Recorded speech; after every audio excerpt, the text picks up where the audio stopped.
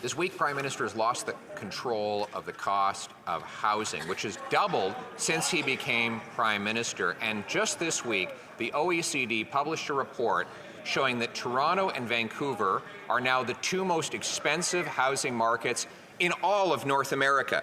Vancouver's housing is significantly more expensive than Seattle, even though Vancouverites make half as much money. Toronto's housing is more expensive than New York, even though New Yorkers make 50% more.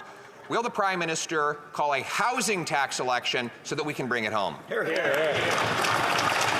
The Right Honourable Prime Minister. No, Mr. Speaker, the Conservative leader has been having a rough few weeks since he promised he would be shutting down housing projects across the country. Even his Conservative MPs have been going around behind his back complaining to the CBC that they can no longer advocate for their communities, complain that they're no longer allowed to stand up for their mayors who need investments in housing in their communities. He prefers to muzzle his MPs than allow them to be their voice in their communities. His commitment to cut billions of dollars of investments from housing will not help anyone, Mr. Speaker. That's why we're delivering for Canadians.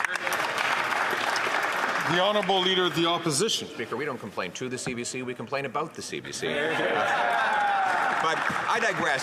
The Prime Minister says that if he gives more money to local bureaucracies, they'll speed up home building. So he gave $500 million to Toronto City Hall. What happened? Home building slowed down by 40%. He gave Vancouver City Hall $115 million, and housing construction slowed down 15%. Gave $176 million to Ottawa City Hall, construction down 22%. When will he learn that what we need in this country is to build homes, not bureaucracy? The Right Honourable Prime Minister. Mr. Speaker, mayors across the country, including in Conservative-held ridings, are speaking out about the reckless cuts the Conservative leader is proposing to money that municipalities need to increase densification, to accelerate permitting, to move forward on home building faster and faster across this country. The Conservative leader is standing against what his own MPs are asking for when he's telling mayors across the country he's going to pull billions of dollars away of investments in housing that will respond to Canadians' needs to be able to grow the economy and live securely for the future. L'Honorable Chef de l'Opposition. So he gives tax dollars to big city politicians, and then he gives tax dollars to CBC to interview those big city politicians to say that they like getting the money. Well, Mr. Speaker, if giving more money to big city politicians were going to solve the problem, we'd have the most affordable housing in the world.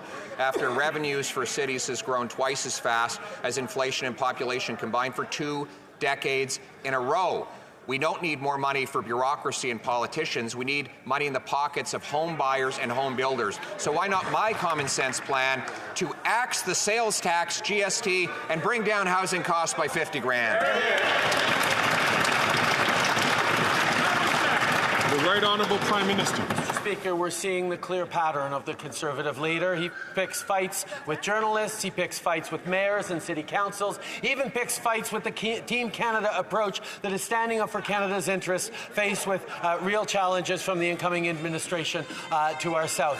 He is choosing to pick fights and divide Canadians at a time when we should be pulling together to solve the challenges of housing, solve the challenges brought in by the new American administration. These are moments for us to pull together. Unfortunately, that's something of which this Conservative leader seems incapable.